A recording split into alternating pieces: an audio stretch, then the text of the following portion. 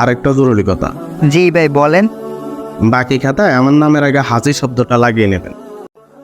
গত মাসে আমি উমরা করে আসলাম, অথচ কাল আপনার বাকি খাতায় আমার নাম দেখলাম শুধু আজমল সাহেব লেখা।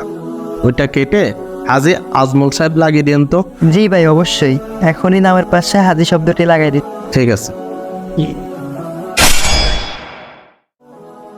আমরা যারা মহান আল্লাহর ইবাদত কম বেশি করে থাকি, আমরা চেষ্টা করব শেষমেশ আমাদের যেন ইবাদতের পরিমাণ বেশি হয় এবং গুনাহের পরিমাণ কম হয়।